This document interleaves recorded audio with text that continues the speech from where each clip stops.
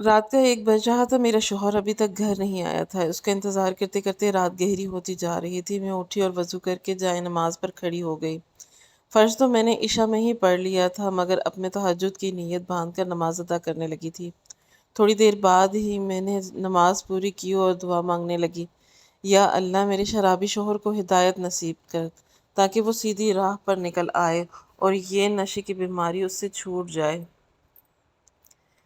मैं अपने ज़ालिम शौहर के लिए बेतहाशा दुआएं मांग रही थी। मुझे कई बार ऐसी मार मार चुका था कि मैं मरने वाली हो जाती थी, मगर फिर भी उस दुनिया में वो मेरा वाहिद सहारा था। मैं उसे किसी सूरत खोना नहीं चाहती थी। मुझे एक उम्मीद थी कि मैंने जो ज़िंदगी भर अपनी उम्र तहज्जुद में गुजारी है और 5 वक्त की नमाज़ें पढ़ी हैं, मेरी दुआ एक ना एक दिन ज़रूर कबूल होगी। इस रात मैंने अपने शौहर के इंतज़ार में दरवाज़ा खुला छोड़ा था और सहन में ही नमाज अदा करके मैंने जाए नमाज की तह लगाई। तभी मुझे पड़ोस वालों की दीवार पर से थोड़ी रोशनी दिखाई दी। मैं हैरान रह गई है, क्योंकि वो घर बिल्कुल खाली पड़ा हुआ था। अब मुझे खौफ आने लगा था। मैं नहीं जानती थी कि पड़ोस वाले खाली घर में इस वक्त को किस ने रोशनी लगाई थी। वहाँ पर किसी की मौजूदगी थी। अभी मैं सहन में पड़े स्टूल पर खड़ी होकर वहाँ का जायज़ा लेने ही लगी थी कि तभी मुझे पीछे से किसी ने बालों से खींच कर पकड़ा और एकदम ज़मीन से पर दे मारा। और कोई और नहीं बल्कि मेरा शौहर था। उसने लातों से मुझे मारना शुरू कर दिया। मेरे सर से काफ़ी खून बहने लगा, क्योंकि मेरा सर बुरी तरह से ज़मीन पर लगा था। नीचे ईंटों का फर्श था, जिसमें चोट लगने की वजह से मेरा सर फट चुका था। मैं ग़ुनूदगी के आलम में चली गई थी। न जाने कितनी ही देर तक वो अपनी भड़ास मुझ पर निकालता रहा, और फिर जब मुझे घसीट कर घर से बाहर सड़क पर एक बड़ा सा बरगद का दरख्त था, उसके में बांध दिया। मैं जानती थी कि इसके बाद मेरे साथ क्या हुआ पेश आया। सुबह के जब मेरी आंख खुली तो मेरा शौहर जाए नमाज पर खड़ा था और मेरे सामने ही उसका सर सजदे में था। वो रो रो कर मुझसे माफ़ी तलब कर रहा था। न जाने ये कौन सा मुआजिज़ा पेश आया था। मेरे शौहर का ये रूप मुझे देखने को मिला था। उस लड़की का नाम उम्मे रुबाब था, जिसका ताल्लुक एक नहायत गरीब घराने से था। वो अपने वालिदैन की बदनसीब औलाद थी, जिसकी पैदा होते ही उसके माँ बाप के वजूद पर तलाक जैसा बदनुमा दाग लगा था।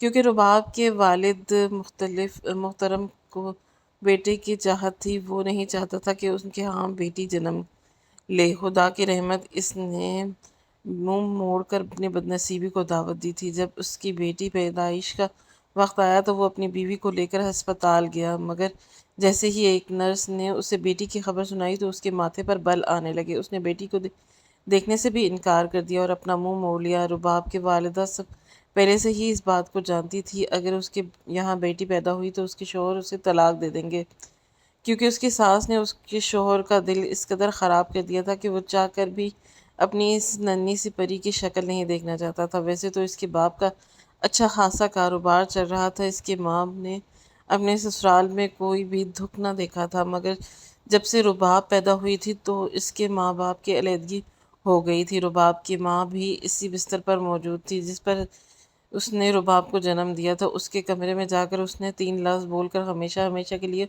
खुद से जुदा कर दिया। अब वो चाह कर भी उस घर में वापस पलट कर ना जा सकती थी। इस घर के दरवाजे हमेशा हमेशा के लिए रुबाब की माँ पर बंद हो चुके थे। वो इस तकलीफ़ का तो फरामोश कर ही नहीं सकती थी। इसने मौत के मुंह में जाकर इस खुद गर्ज इंसान को औलाद को जन्म दिया, मगर ये तकलीफ़ अभी वो इंसान इसमें ढा कर गया है, वो इससे कहीं ज़्यादा थी। वहाँ पर खड़ी 3-4 नर्सों ने उस तो अपने दांतों तले उंगलियां दबा दी और अपने कानों पर हाथ लगाकर तौबा तौबा करने लगी। फिर एक नर्स आगे बढ़ी और रुबाब की माँ को तसल्ली देने लगी, अल्लाह तुम्हारा भला करे, जो होना था अब हो चुका। तुम्हारी बच्ची के नसीब में बाप का प्यार शायद नहीं लिखा था। 2 घंटे बाद रो रो कर वो ढाल हो चुकी थी। शाम के वक्त उसे डिस्चार्ज कर दिया गया।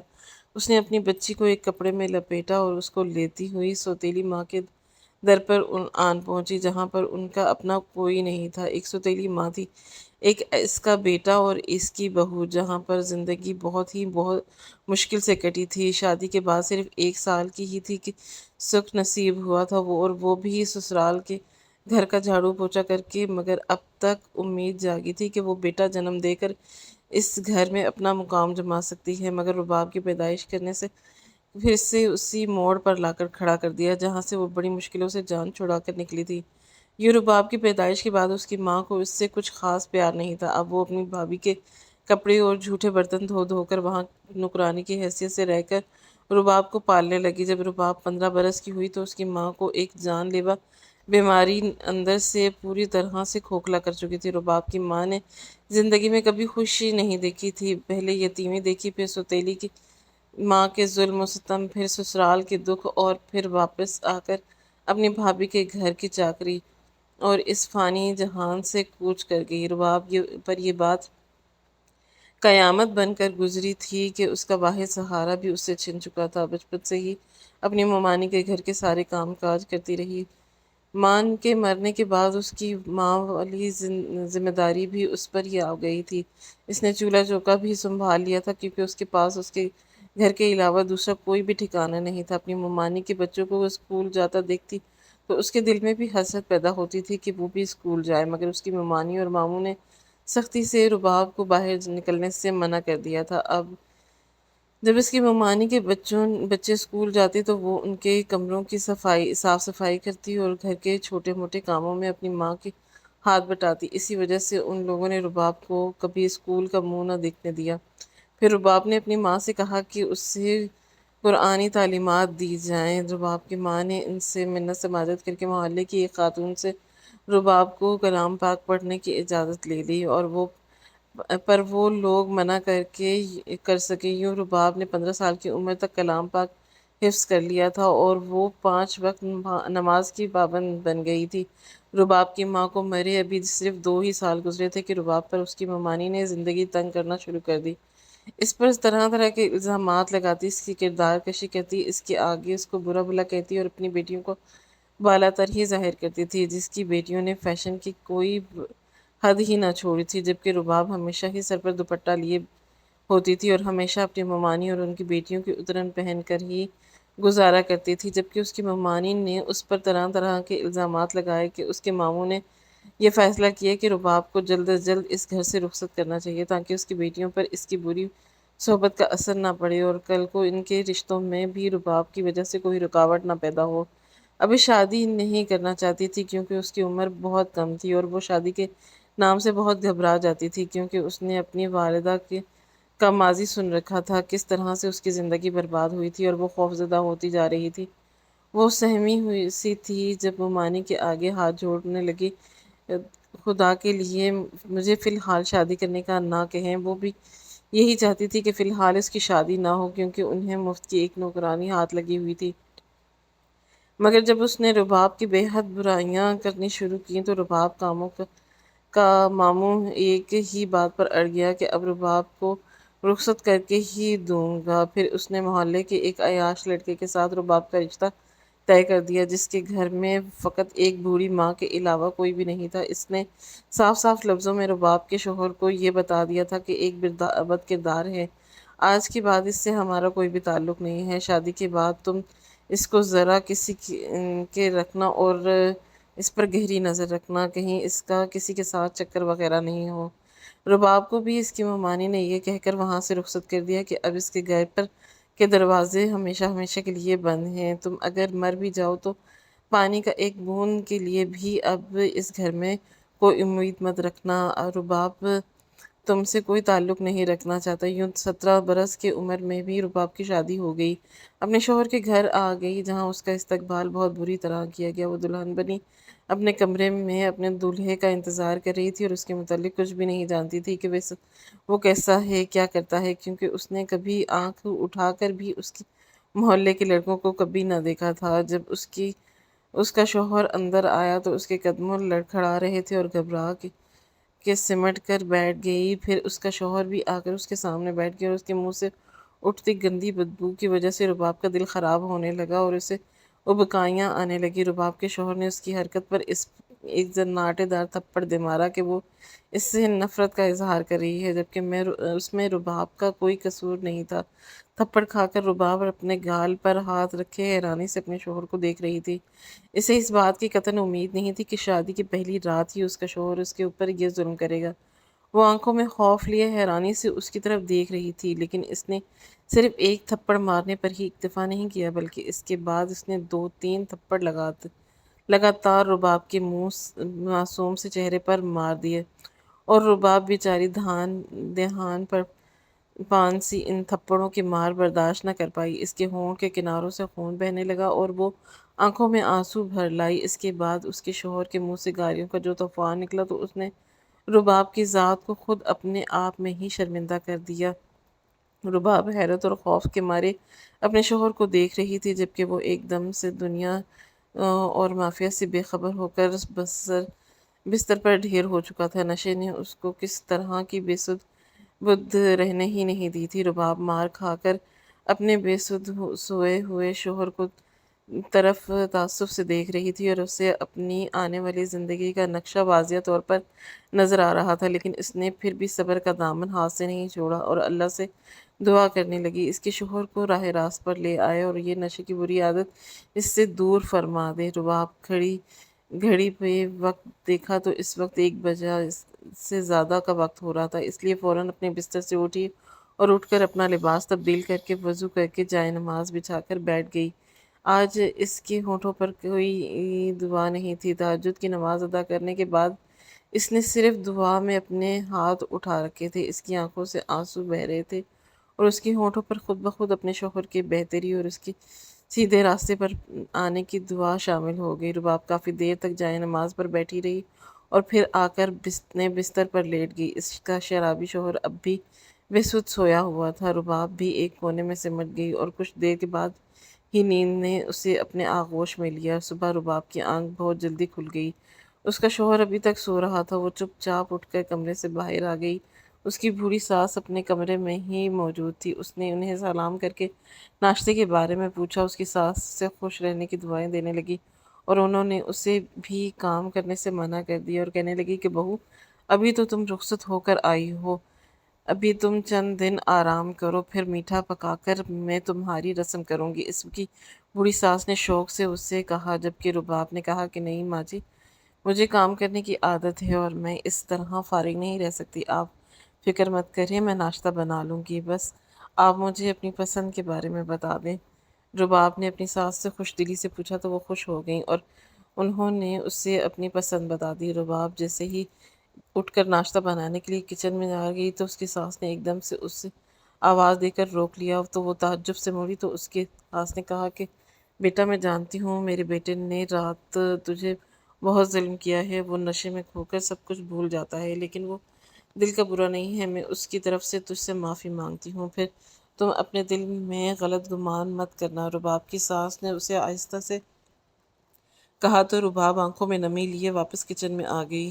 رباب نے اپنی ساس کے ساتھ مل کر ناشتہ کیا تھا کہ تھوڑی دیر کے بعد ہی اس کا شوہر اٹھ کر آ گیا۔ رباب کو دیکھ کر اس نے نظر انداز کر دیا اور اپنی ماں کے پاس آ کر بیٹھ گیا۔ ماں سے اس نے کام والی کے بارے میں پوچھا اور ناشتے کا کہا، جبکہ کام والی تو ابھی تک نہیں آئی تھی۔ اس نے رباب والی فوراً بولی کہ میں ناشتہ بنا کر لے آتی ہوں۔ اس نے ناگواری سے رباب کی طرف دیکھا اور کہا، میں نے تمہیں مخاطب کیا ہے، جب تمہیں بلاؤں تب ہی بولنا، ورنہ میری بات کو بیچ میں ٹوکنا مت۔ رباب کے شوہر نے اسے سختی سے ٹوک دیا تو وہ بیچاری چپ کی چپ رہ گئی، جبکہ رباب کی ساس نے اسے سمجھا دیا اور کہنے لگی کہ بہو، اسے ایسی باتیں نہیں کرتے بیٹا، لیکن اس نے ماں کی بات کو بھی نظر انداز کر دیا۔ تاہم جب کافی وقت گزر گیا اور کام والی نہیں آئی تو مجبوراً اسے رباب کے ہاتھ کا ہی ناشتہ کرنا پڑا، لیکن جب رباب نے اسے چائے دی اور اس نے ایک سپ لیا تو وہ چائے اسے پسند نہیں آئی۔ اسی چائے میں چینی زیادہ تھی۔ اس نے غصے میں وہ کپ اٹھا کر رباب کی طرف پھینک دیا۔ ساری چائے رباب کے چہرے پر گر پڑی تھی۔ گرم چائے کے باعث رباب کی سسکیاں نکلنے لگی، جگہ جگہ سے اس کا جسم جل چکا تھا، لیکن اس ظالم اور شرابی شوہر نے اس کی ذرا پرواہ نہیں کی اور ٹھوکر سے کپ کی کرچیاں کرتا ہوا کمرے سے باہر نکل آ گیا۔ رباب بیچاری اپنے آنسوؤں کو ضبط کرتے ہوئے، تکلیف کو برداشت کرتے ہوئے ٹوٹے ہوئے کپ کی کرچیاں سمیٹنے لگی۔ رباب کی زندگی تو پہلے ہی تنگ تھی، لیکن شادی کے خیال سے اسے ایک امید ہو چلی تھی کہ شاید زندگی میں کچھ بہتری آ جائے، لیکن ابھی تو ایسا کچھ بھی نہیں تھا۔ ابھی تک تو وہ پریشان ہی تھی اور اسی پریشانی میں زندگی گزار رہی تھی، جس گھر میں ابھی تک اس کے شوہر نے اسے تسلیم ہی نہیں کیا تھا اور اس کے علاوہ اس کے اوپر طرح طرح کے ظلم کرتا رہتا تھا۔ رباب جنہیں برداشت کرتے کرتے تنگ آ رہی تھی۔ اس کا شوہر ہر بات سے اس پر ہاتھ اٹھاتا اور کوئی بھی چیز ہاتھ میں ہوتی اٹھا کر اسے دے مارتا۔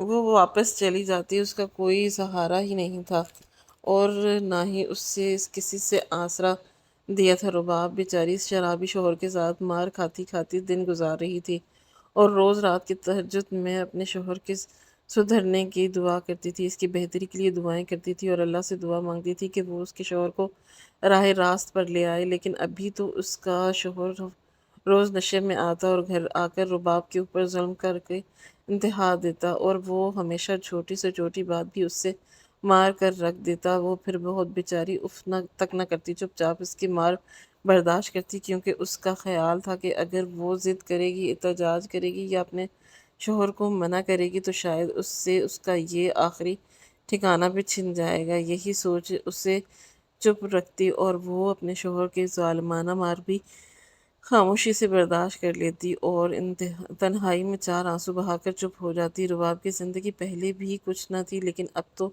جسے وہ جہنم میں جی رہی تھی۔ اسے اپنے شوہر کے مار کا خوف طاری رہتا اور گھبرائے ہوئے انداز میں اس کا کام کرتی تو اکثر اس سے کام خراب ہی ہو جاتا، جس کی بدولت سے اسے مار کھانی پڑتی۔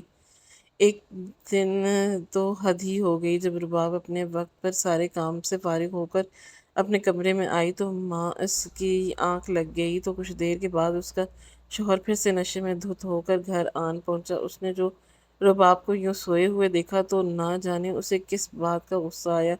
اس نے رباب کے پیٹ میں زوردار لات ماری۔ رباب کے پیٹ میں ٹانگ لگنے سے وہ تکلیف سے دوہری ہو گئی، ایک دم اٹھ بیٹھی، اس کی آنکھیں خوف سے پھیل گئیں۔ اس کے بعد اس کے شوہر نے اسے اس بات پر بہت مار بیٹا کہ آخر وہ اس کے آنے سے پہلے سو کیسے گئی۔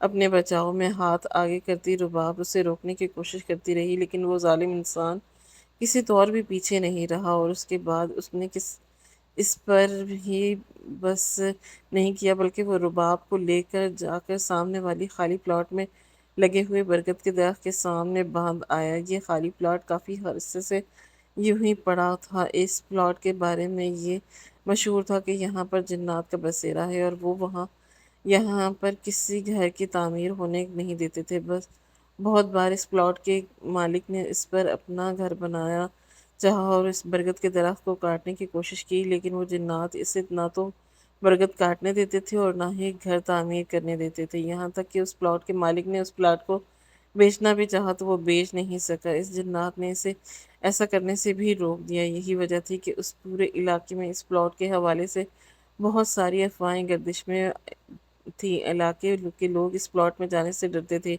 یہاں تک کہ کوئی یہاں پر کوڑا تک نہیں پھینکتا تھا، اس پلاٹ سے کترا کر گزر جاتے تھے۔ اور یوں تو رباب بھی اسی محلے کی تھی، لیکن اسے پلاٹ کے بارے میں کچھ علم نہیں تھا۔ ماموں ممانی نے اسے کبھی باہر نکلنے نہیں دیا اور نہ ہی محلے سے کوئی آئے کسی فرد کے سامنے بیٹھنے دیا۔ یہی وجہ تھی کہ اسے اس محلے کے بارے میں کچھ معلوم نہیں تھا۔ اس کا شوہر غصے اور نشے میں اس سے اسی درخت کے سامنے ساتھ باندھ گیا تھا۔ رباب کے اوپر رات کا سناٹا اور تنہائی کا خوف طاری تھا۔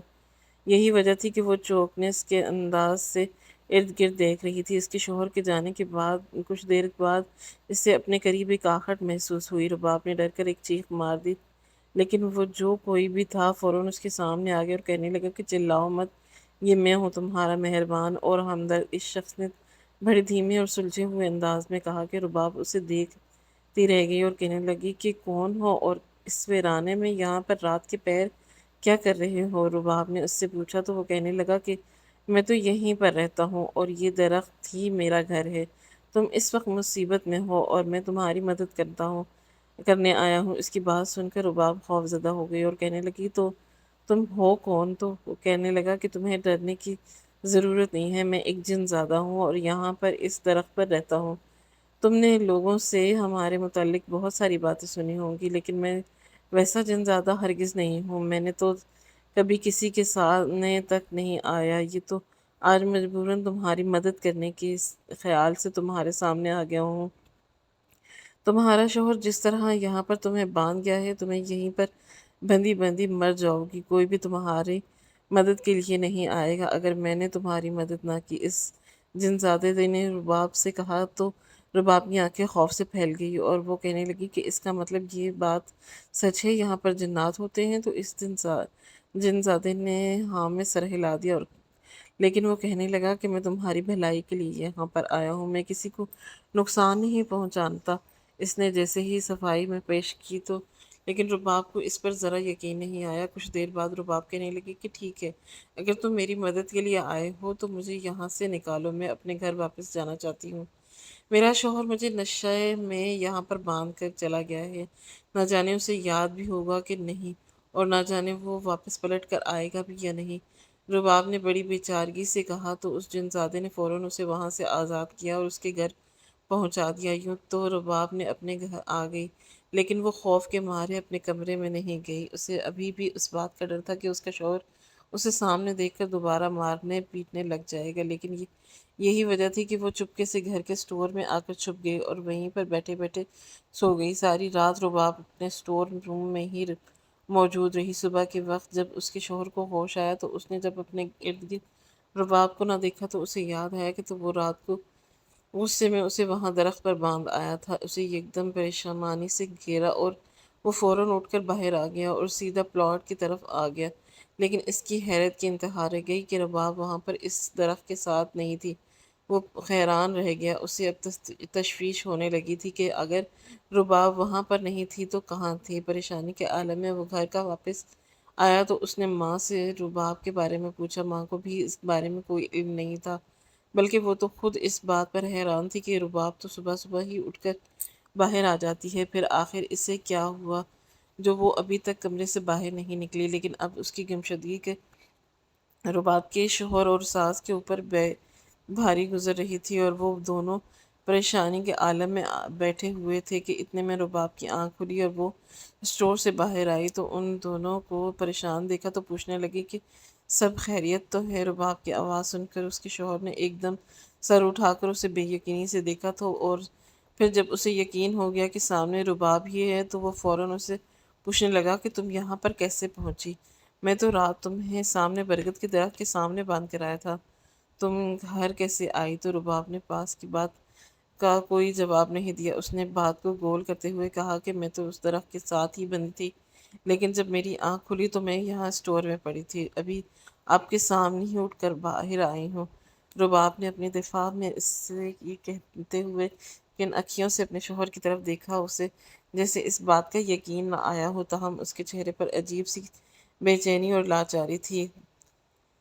یوں رباب کی ساس اپنے بیٹے کو لتاڑنے لگی کہ ان کا خیال تھا کہ اس نے زیادتی کی ہے، اسے رباب کو اس طرح سامنے والے درخت کے ساتھ نہیں باندھنا چاہیے تھا، لیکن اس نے ماں کی بات پر دھیان نہیں دیا اور اس کی بات کو ہوام میں اڑا دیا۔ رباب اپنے شوہر کے رویے کو پہچاننے لگ گئی کہ تھی، اب اس سے زیادہ خوف آنے لگ گیا تھا، کیونکہ اس بات کا ڈر تھا کہ اگر وہ ذرا سا بھی کسی بات پر غصہ کرے گا تو وہ سامنے والے درخت کے ساتھ باندھ آئے گا۔ رباب کو یہی ڈر تھا کہ دن تو اس اجنبی جنزادے نے اس کی مدد کر لی، لیکن اگر دوبارہ کسی کے مدد کے لیے نہ آیا تو وہ کیا کرے گی؟ یہ سوچ کر ہی رباب کو خوف میں مبتلا کر دیا۔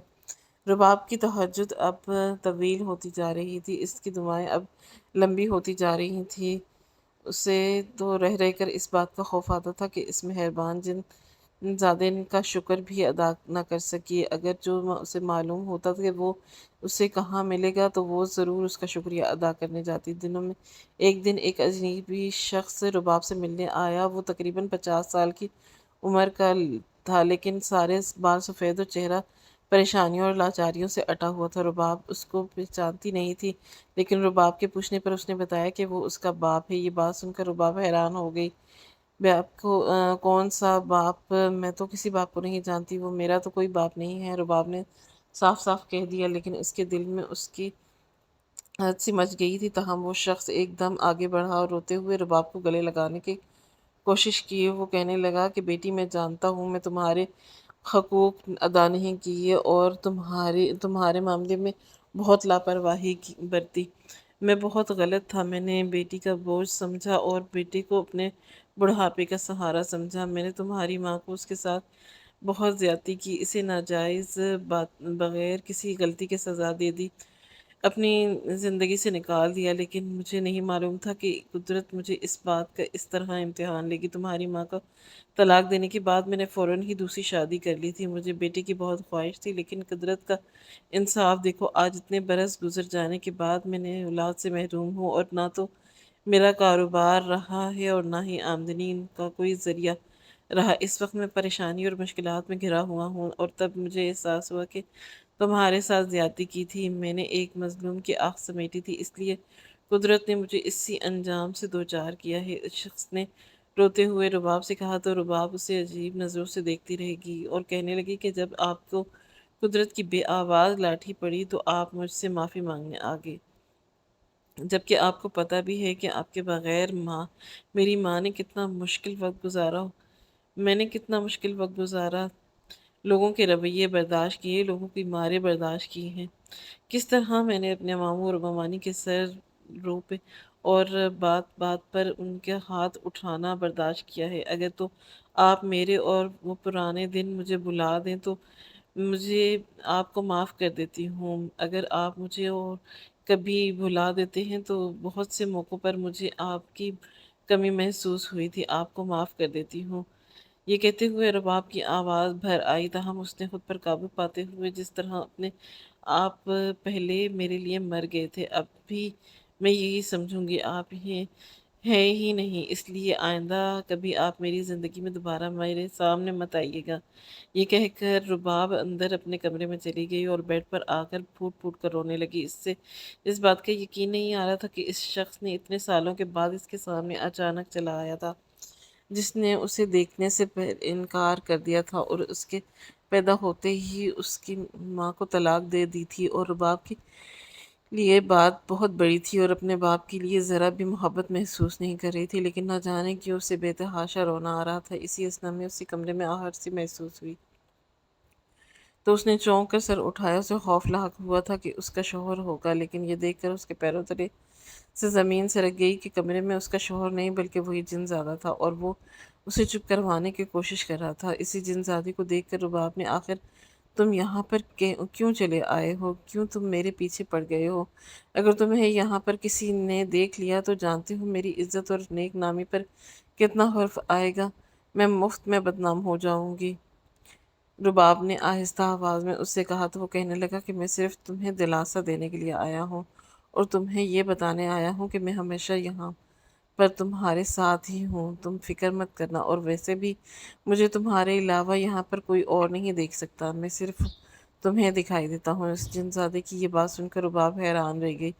ابھی وہ کچھ کہنے ہی والی تھی کہ اسی اثنا میں اس کے شوہر کمرے میں داخل ہوا۔ رباب کا رنگ فک ہو گیا اور خوف اس کے مارے وہ کانپ اٹھی تھی۔ اس کا شوہر بڑی عجیب نظروں سے اسے رباب کو دیکھنے لگا اور کہنے لگا کہ یہ تم اکیلی بیٹھی کس سے باتیں کر رہی ہو؟ تمہارے پاس کوئی خفیہ فون ہے؟ اس کے شوہر نے اسے شک بھری نگاہوں سے دیکھا، جبکہ وہ کہنے لگی کہ نہیں، میرے پاس کوئی فون نہیں ہے، میں بس خود کلامی کر رہی تھی۔ رباب نے بڑے بے ربط سے انداز میں کہا تو اس کے شوہر نے ایک دم آگے بڑھ کر اسے دونوں بازوؤں سے تھام لیا اور پھر اس کے بازوؤں کو زور زور سے جھٹکا دیا اور کہنے لگا کہ مجھے سچ سچ بتاؤ، آخر تم کس سے بات کر رہی تھی؟ تکلیف کے مارے رباب کی آنکھوں میں آنسو آ گئے اور وہ بے چین سی ہو گئی، لیکن اس نے یہی کہا کہ میں خود کلامی کر رہی تھی، میں کسی سے بات نہیں کر رہی تھی۔ تاہم اس نے رباب کے بالوں کو زور دھار جھٹکا دیا اور قریب تھا کہ وہ اس کا سر دیوار میں مار دیتا، اور جن زیادہ آگے بڑھا اور اس کے شوہر کو دھکا دے کر پیچھے دھکیل دیا۔ رباب کا شوہر اس کے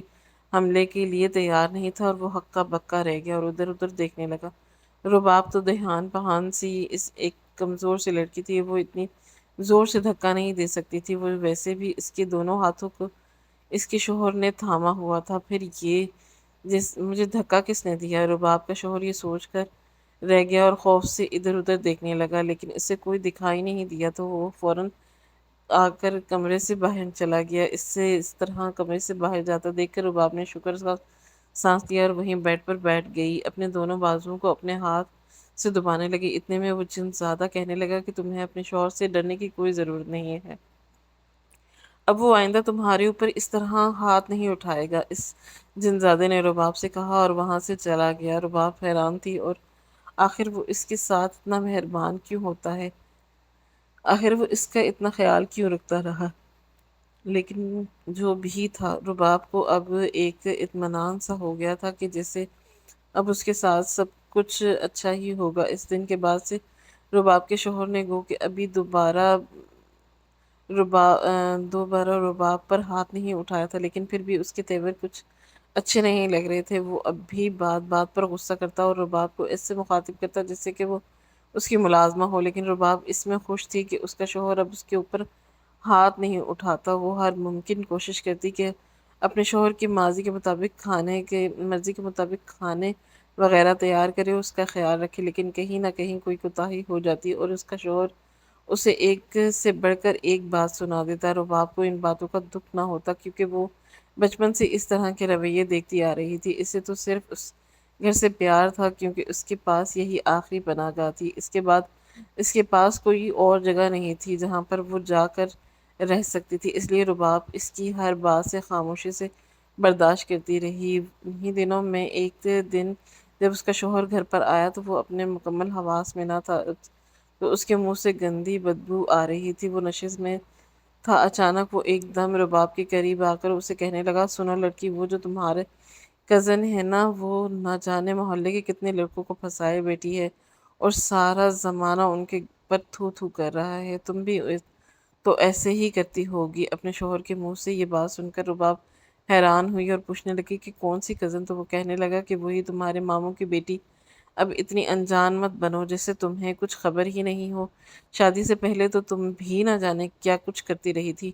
اس کے شوہر نے چمک کے کہا۔ رباب جو اسے یہ کہنے ہی والی تھی کہ اسے اس بارے میں کچھ نہیں پتا، خاموش ہو گئی۔ اس کا شوہر تو یہ بات بھی نہیں جانتا تھا کہ ماموں مامی نے اسے جینا مرنا ختم کر دیا تھا۔ اسے تو یہ تک معلوم نہیں تھا کہ رباب کو تو اپنے میکے سے کوئی رابطہ ہی نہیں رہا۔ ماموں ممانی نے جب سے رخصت کر دیا تھا تو اس کے بعد انہوں نے اپنے گھر کے دروازے رباب کے لیے بند کر دیے تھے۔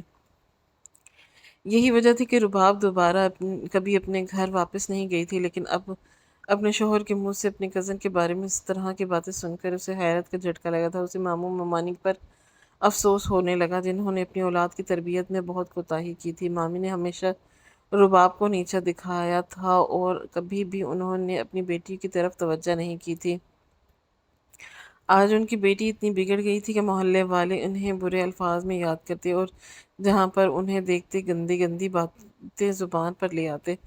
سارا زمانہ ماموں کے اوپر تھو تھو کر رہا تھا۔ رباب کو افسوس نے آ گھیر لیا تھا۔ کچھ بھی تھا، وہ دونوں اس کی بہنیں تھیں اور اسے اس کے لیے اس طرح کی بات سن کر بہت برا لگ رہا تھا، تاہم وہ اس کی بہتری اور سدھار کے لیے دعا ہی کر سکتی تھی، اور یہی وہ کرنے لگی تھی۔ اس کی تہجد اب ضرورت سے زیادہ طویل ہو گئی تھی۔ رات کے آخری پہر اچھی طرح دن سے اس نے نماز ادا کی اور پھر سب سے پہلے اپنے شوہر کی بہتری اور راہ راست پر چلنے کی دعا کرنے لگی۔ وہ آنکھیں بند کر کے دعا مانگ رہی تھی کہ اتنے میں اس کے شوہر کی آنکھ کھل گئی، اور اس نے جو رباب کو بستر کو نہ دیکھا تو ایک دم اٹھ بیٹھا اور سامنے ہی زمین پر جائے-نماز بچھائے دوپٹہ اس کسی کو اپنے چہرے کی قیمت لپیٹے ہوئے دعا مانگ رہی تھی۔ اسے دیکھتا رہ گیا۔ رباب نے جیسے ہی دعا ختم کی تو جائے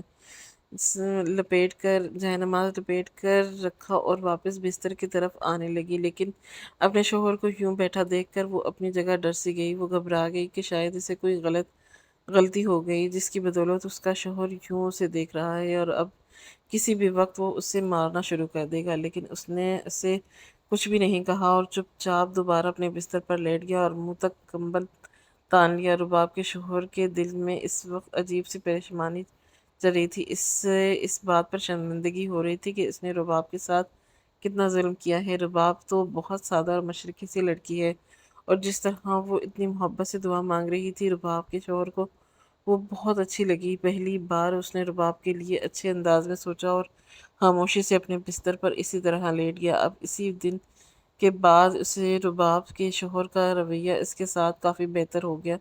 اب نہ تو وہ بات بات پر اسے ڈانٹتا یا مارتا اور نہ ہی اس کا مذاق اڑاتا۔ رباب کے لیے گو کہ یہ بات حیران کن تھی، لیکن وہ اب بھی مطمئن ہو چکی تھی کہ اس کا شوہر اس کے ساتھ ظلم نہیں کرے گا۔ آہستہ آہستہ رباب کے شوہر نے اسے اب رباب کو محبت اور عزت دینا شروع کر دی تھی، اور اس کے ساتھ ہمیشہ اپنے اچھے انداز سے بات کرتا تھا۔ لیکن اسے آج اس بات کی حیرانگی ہوئی تھی کہ اس دن جب وہ رباب کو مارنے لگا تھا تو آخر اسے کس نے بچایا تھا، اور پھر جب رباب کو درخت سے باندھ آیا تھا تو وہ گھر واپس کیسے آئی تھی۔ یہ بات آج تک اس کے لیے حیرانگی کا باعث بنی رہی، اور اسے اس بات سے خوف بھی محسوس ہو رہا تھا، لیکن پھر بھی کہیں نہ کہیں اسے اس بات کا اندازہ تھا کہ رباب کے ساتھ کوئی نہ کوئی ایسی طاقت ضرور ہے جو اس کی حفاظت کر رہی ہے، لیکن وہ کیا ایسی طاقت ہے جو اس کے سامنے نہیں آ رہی۔